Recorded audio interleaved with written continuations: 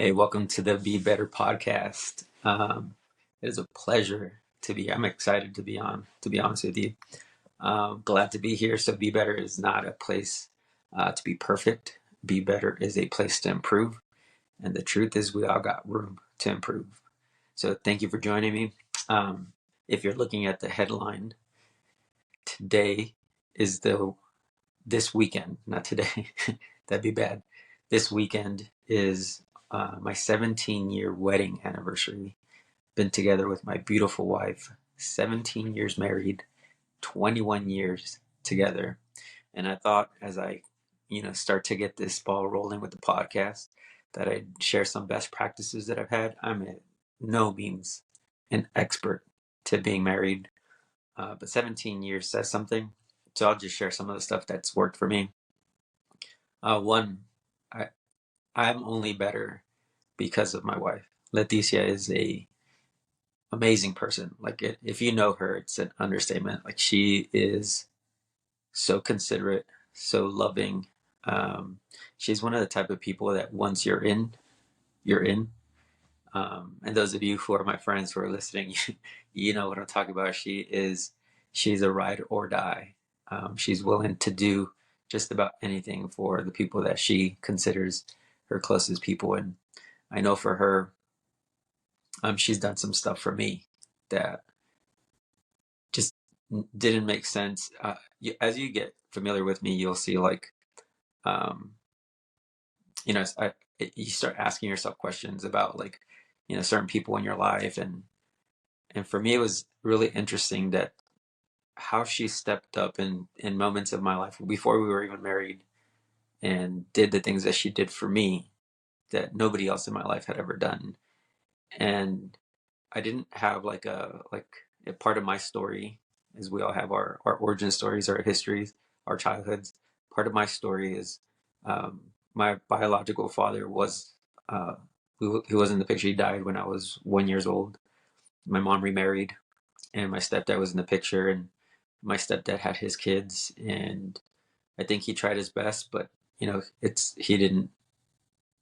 It wasn't what I thought a father should be when I was growing up. And there's a lot of work that we all have to do personally, and there's like forgiveness and stuff like that. And you're not. I've never been a stepdad, so I don't know what it is to be in his shoes. So the model I had for a husband, um, he remarried, and then my parents, my stepdad and my mom, divorced, and then he remarried. So the closest in my circle to a model of a husband would be three marriages in. And I'm not knocking anybody. It's not a judgment. It's just that's the school, that's a training, that's a learning that you're picking up on. You're learning as you go. And I'd never imagined hurting someone that I would love. Like, I wouldn't want to be the person that hurt my wife. And so to me, in my mind, I put, I even told Leticia, I was like, I don't ever want to get married. My perception and interpretation of marriage as a teenager, and then now early 20s um, as I was dating my wife, was marriage equals divorce. And to me, I was like, I don't want that. I don't want that for us. And so to protect that from happening, let's just not get married. Which is, I can see, like, in hindsight, looking back, like, I think I had the right idea, but maybe it wasn't conveyed correctly, or um, it was just more out of protection instead of doing the right thing. And so now, 17 years in, we got married, and in my story, because of some legal issues with immigration, her and I got married, and with our issues, and then getting married 17 years ago, it's it's been the best decision for me to be around someone that is so loving and so gracious to me. And so what I had to learn as a husband, now married, is I had to almost create like a clean slate. I can't grab on to the people that I've seen in my life that are husbands, and say I want to do it that way. Because the model for me repetitively, and again, it's not a knock on anybody, but the school or training mentally that I've had and my surroundings was marriage equals divorce. And so I had to, like, if that wasn't something I wanted for our relationship, what is it? What is what I want to do? And the goal was, I want to be with this person, take the ring out of the equation, take the marriage license out of the equation. And I just want to be with this person for the rest of my life because she makes me the happiest that any other person has never in my life ever done anything close to making me as happy as she does. How do I protect that? And for the last 17 years, I've been working my butt off. And for anybody that says marriage is easy, they haven't been married long enough. Marriage is not work in the sense like you feel enslaved. If it's work for the person you care about and anything you care about, put a hobby into that equation. If you care about playing a sport or learning music or whatever it is, you have to sacrifice because you can't be at two places at once. So while you're sacrificing whatever it is, that time, so that you can commit to this, it's not a sacrifice that it's a burden. It's a sacrificing that you can't be two people. You're becoming something new with this person, or you're becoming something new in the hobby that you're. So if you started off in, I don't know, right now it's really big with pickleball, and you started in pickleball and you suck at it and you're like, I want to get better. Well, you can't commit to something else. So you're going to spend time doing that. And all of a sudden you start becoming great at it. And so now you're this amazing pickleball player. Um, Relationships, I believe, are like that, where you can't be at two places at once. So I can't be with another person, commit my time to that other person when I have this person that I want to love and protect and be with. So I can't do two. And for me, that's been something important to protect. So it helps me. I'm not perfect at it, but it helps me mitigate my time. What am I going to, when work is done, am I protecting the happiness of our marriage, or am I going to keep working and then I'm spending less time with my wife? If we're going to go to visit something or somewhere or someone, what am I protecting, that person that we're going to go visit or a relationship? And if it means that we don't go, if the answer is no, we don't go because we got to protect what's important, then the answer is no, out of the goodness of what we want. And that's been super important. One other thing that I've, one other thing that Letty and I had a conversation a long time ago is about, those commercials with that red button when they're in the office and it's the emergency button and you have to press that button if something's wrong. I gave her my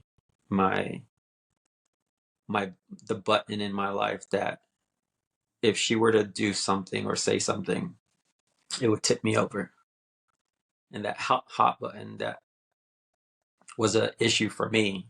What, for some reason, I honestly, I'm sure there's some logical thing that I need to talk to a therapist about, but for some reason, cussing was hurtful for me. If I can hear cussing, I can hear people cuss, and it's not a big deal. But if Leticia ever cussed and directed towards me, I think that would hurt me deeply. And so I gave her that button. I said, "Here, I need you to protect. This is my hot button. This is how you can push it over where it won't." I don't know how I'd recover from it, and because I don't know how to recover it, I need your help with it. And so I metaphorically, symbolically gave her that button and said, "Protect it." In return, like she shared with me, her hot button is not leaving. And that's why I think not all marriages are the same, because everyone's hot button is different. And for her was when we argue not to leave. And again, I don't know her experience, or because I know her parents are still together. I think it's 50 years that they've been together, or something like that, 49 years that they were celebrating together. Um, so I don't think she ever saw someone leave because they've been together this long. But I don't know what's the reason. Maybe she's protecting that from happening. I don't know. To be honest with you, I don't know. But her hot button was, if we argue and I leave, she's going to think worst case scenario. And because she trusted me with that button, when we do argue, I have in the back of my mind, leaving is not an option. If I want this to work out, and the goal is to not fight with each other, but fight in the idea of protecting each other, meaning we want the same outcome. If that's the goal, then I need to protect that button. She needs to protect mine. But we were open about it. We would communicate that. And I think that's super important, is that sitting down next to each other. And that could be important as well. People fight different. I remember one time at church, they told us, don't text when you argue. And that idea doesn't work for Latina.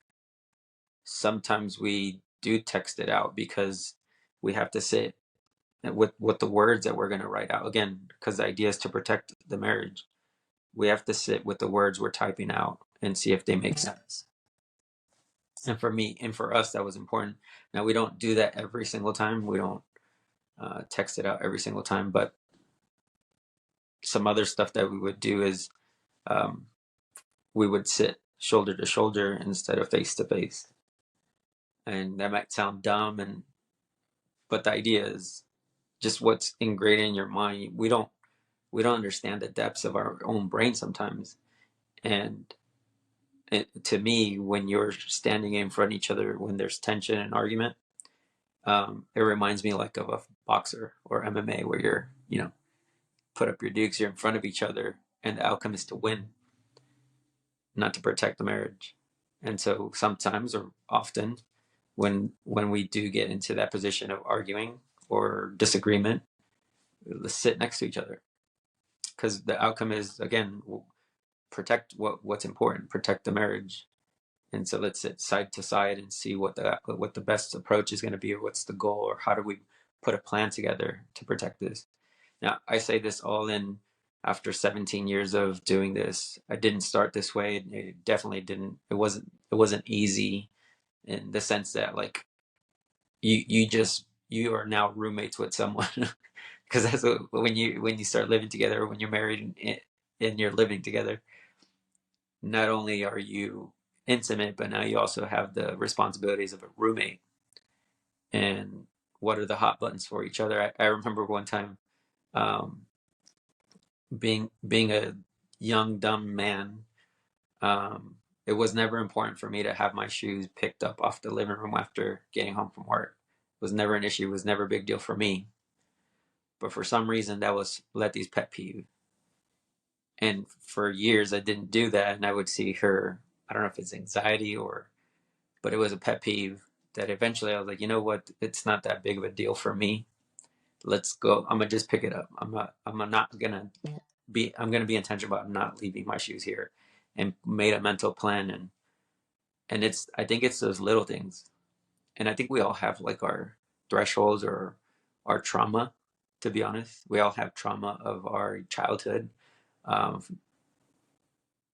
I don't know, maybe I'm just looking too far into it, but I remember for me growing up, I grew up in a household with like the Brady Bunch. Like, my mom had her two boys.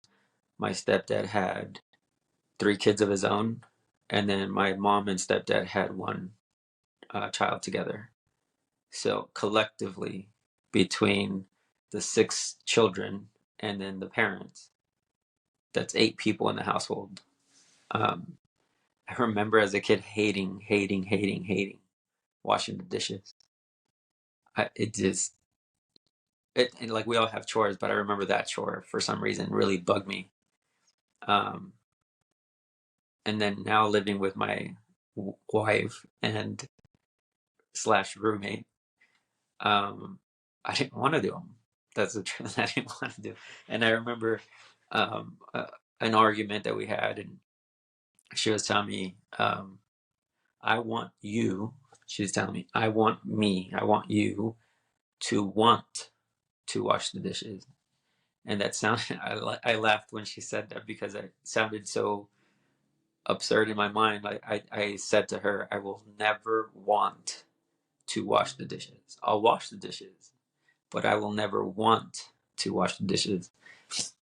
And in time passed on, and I one day I got home early from work, and the apartment was by itself, and I saw some dishes, and I just started again. I didn't want to. I just started washing the dishes, and in the apartment where we lived, when the front door, when you open the front door right to the right, immediately to the right as you open the door, you're like almost in the kitchen. And so she gets home and she opens the door and she sees me washing the dishes and I see her smile. And I asked her, what's up? Why are you smiling? And she said, this is the sexiest thing you've ever done. And women, I'm gonna just be frank, sometimes those words are enough for a dude, because then I wanted to wash the dishes. I don't know, maybe that's my love language, but I love helping. That's a love language of mine. I love helping. And her seeing her face and the words that come out of her mouth really made an impression on me that it's not a chore anymore. It's not a chore for me to wash the dishes. Um, I thought that's just something funny, and maybe you have your own thing. Encourage, empower, lift up the guys. It's not that you have to. I don't have to love my wife. I choose to. I want to. Um, know your person. Like, if you like the person because you married this person, like that person. Get to know that person. What are their likes, dislikes, um, and choose to. Choose to love them. And for me, that was it. For me, it was not it stopped becoming a chore, and now it's something that, I don't know. Maybe it's just a rewiring of the thought or the idea, and I wash dishes now because I choose to. It's now important for me to do it. Um, I thought that was cool when that happened, because it almost like it took that chore mentality out of the equation, and it was now a reminder that it was about us. And I think that's something important too when you're married, is that we can't expect the person to be like you or yourself, because then you'd be married to yourself. So I do really think that the person that you're with, for the long game, makes you better. That my person makes me better. I am a way better person than I was when I first met her. 21 years later, I think I think I'm a patient person, but I think I'm even more patient because of her. I think I'm less patient in the areas that I need to be less patient because of her, where instead of, just letting it flow, stuff started becoming important enough to fight for. For example, my marriage is important enough to fight for. It can't just be something that I put to the side. There's many things like that she taught me through seeing her experiences, that there are things worth fighting for. And instead of just being patient or seeing, like it's not important, your reaction to the situation will show how important it is. Um, I remember I learned this with her when we were dating, and I think this is going to be a touchy subject for some of you, because the phone can be, I don't know, very personal for people. Very, very personal. Uh, Obviously, it has your personal information on there, but it becomes very personal. And I remember one time, I don't want, because people on here will know me and know my friends and stuff like that. So I don't want to throw anybody's name under the bus. So, but this person reached out to me and said, they said, "Hey, I just got married, and we're starting off rocky." And I think at that point I've been married to Leticia about 7 years, and the person says, "Dude, I don't know what to do. Like, what can I help, or what can I do?" And I said, "Well, how can I help?" And they said, um, you seem to have like a healthy relationship with your wife. Is there anything that you've learned?" And I said, the biggest thing I've seen that becomes a problem is the phone. Do you have a phone issue with your spouse, your wife? And he goes, yeah, why does she want to have like my phone? Why does she always asking about my phone? Like, what am I doing? What am I on? Like, she's always, always, always on me about my phone. And I said, just something I learned, um, when I was dating Leticia, and we're sitting next to each other on the couch. I don't know, watching a movie or show or something. I don't know. And I'm sitting next to her, and she's sitting on my right, and I have my phone on, put it on the couch on my left, and I put it face down unintentionally. I wasn't like practicing or intentionally of just putting it down, that face down.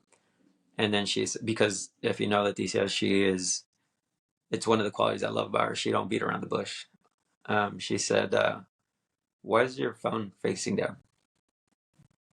And it just threw me off guard. I was like, I don't know. I didn't even know my phone was facing down. And she goes, well, just FYI, when your phone is facing down, it seems like you're hiding something. And I was like, oh, holy crap. Like, would have never crossed my mind that that's where someone would take it. And I brought that up to this person. I said, is your phone facing down when you're around this person? They said, yeah. I said, well, here was my experience. It looks like you're hiding something. And then I said, look, I got no beef, no issues. It's I'm not here to pass any judgment. Are you hiding something from your wife? And he said, no. And I said, so then flip your phone and give her the code. And he says, why? It's my phone. I said, it's no longer your phone. It's both of your phones. You are no longer you by yourself. Your roommates, your wife, you guys got to work for this. And if you're not hiding anything, remove your ego, remove your pride, unless you are hiding something. But if you're not, imagine how much better your relationship is going to be when you remove that ego and say, here, what's mine is ours. Here's the codes, here's the email, password, I'm not hiding it. I got nothing to hide. And so he tried it. And then I checked back with him in about 2 or 3 weeks later, and he was saying how much happier she is and how more confident she is in their relationship and how that made him more confident in their relationship. And I was like, man, that's crazy that, because you're not taught this stuff at school. But I don't know, maybe parents, if you got healthy parents, you have a healthy household, talk about this stuff. But especially in the era I grew up, when I was first met Letty, we didn't have cell phones, and then we started dating, and then the cell phones started coming out. We didn't have a smartphone. I think when I met Letty, I'm gonna age myself. That's cool. She had the Razor phone, like really thin at that time. With a Razor phone, it was a flip phone. And now we have, your smartphones. And I think even now the smartphones created a bigger problem. I think it helps because there's accountability in the stuff that you can look up and things like that. But it's a double-edged sword because now you have access to so much information that maybe your brain wasn't wired to take in that much information. So yeah, there's some practices like that. And then because I didn't have like a husband that I can look at, one of the things I tried, there's two things that were really important to me. One, I wanted to see in a non-creepy way. I wanted to see when the wife was happy. So like we get invited to stuff and friends and stuff like that. And I wanted to see if the wife was happy, because if the wife was happy, that means the dude was doing something right. And so I found someone, and a couple were, they invited us over to their house, and we went to hang out with them, and she was happy. Like it wasn't, you can tell when someone's faking it, and she wasn't faking it. Like she was sincerely happy. And from then on, I was like, I got to pay attention to what this dude does. Do that. Do that. If there's because you have to make it your own, so you're not going to mimic it to the T. It's not going to be exact. Your relationship is unique to you guys. But look at those best practices to see what they're doing and then make it your own. And for me, it was seeing a guy I know, and his wife was super happy, and I wanted to see what he was doing. And that really helped me out a lot. The other thing, you don't have to be a follower of Jesus or believe in the same things that I do. But for me, if there's a holy scripture that is set apart, meaning archaeologically, like archaeologists use this book to find stuff in history, and it's there. And so there is some validity outside of just being a faith book. But to me, I started diving into like, can I find a husband that's in scripture that supports, what I believe. And if you look at the Old Testament, there's a lot of stuff that doesn't support being like David just cheated, and there's just like not good examples of husbands. And then I was like, well, maybe that's the point. And if they're not perfect, then there has to be a version of a model that should be. And that got me landed on Jesus. Um, Jesus says that he's the groom and the church is his bride. So there's that right there is like, okay, so there's a husband. When I started looking into the life of Jesus and what he did for his love, um, it really puts things into perspective for me. Jesus went as far as to die on the cross for the people he loved, that he calls his bride, the church. He went as far as to be crucified, which that word is interesting. Sorry, I get nerdy sometimes. Crucifixion is where we get the word in English, excruciating. Excruciate. That's the level of pain that he went through for his bride. So let me put things into how I grabbed that. He was willing to die on the cross for his bride. And sometimes I don't want to take out the trash. He was willing to die on the cross for his bride. And sometimes I don't want to wash the dishes. And that really put into perspective the kind of love as a husband that he had for his wife. And to me, that was like, I can't say that I love her when I'm going to complain internally or externally to my spouse that I don't want to wash the dishes, or I don't want to pick up after myself, or you name it, whatever your trauma as a kid or adult that bothers you to do. So when I learned that lesson from Jesus, to see that there's another way, it doesn't have to be the way I grew up, and the lessons and subconscious messages that I received by the people around me of this is what a husband's supposed to be like, or what a marriage is supposed to be like, and there is another way. Man, that really rocked my world for the better. I can't really complain about washing dishes, and it's no longer about how sexy it helps, but it's not about how sexy I look. Where I can see my wife's face and her reaction. It's no longer about that. Now it's deeper. That it really is putting my words to practice. And do I really love her? Do I really love her? And what am I willing to do for her? And I think that's helped shape. That's only my side of the story. I think that's part of the equation of what this last 17 years have been, the good and the bad, and the fun. That's what I'll leave you guys with. The fun. The fun. Don't substitute more work for spending time with each other. Leticia is my best friend, hands down, best friend. She knows me seriously. I know this sounds cliche, but she seriously knows me better than I know my. Sometimes she does some like really like creepy, in a good way, creepy. Like she sees me get up from the couch and she goes, "Are you cold?" Or she said, "Are you hot?" And I was like, "Yeah." She says, "Hold on, I'm turning on the AC right now." I was like, what? Like, are you in my mind? Like, how are you reading me that well? And you spend enough time with each other that you pick up on each other. There's a chemistry there that doesn't need to be spoken about. And Leticia knows when I'm hungry. Leticia knows when I'm sad and I'm hurt. Um, Leticia is my best friend. And that's what I would suggest to you as whether you're new or having your trials with your marriage, or you're thinking about getting married. Love your best friend. Think about it this way. As when you're a kid growing up and you want to have a sleepover with one of your friends, and usually it's your closest friends. I get to do that every single night with my best friend. And to me, there's nothing better. Thank you again for joining me on the Be Better podcast. And I'm really excited to give you guys some more content. I have some stuff lined up for you guys. So I'll ask you for one favor, just because it helps the algorithm, and that's it. subscribing and leave comments or subscribe and like the show.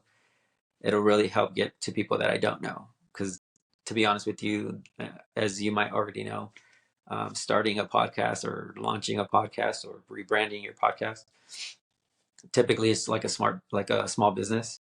A small business has your friends and family as your support. And so you, as my friends and family, thank you for your support. Um, as the last favor, subscribe, like the stuff, or comment on the stuff.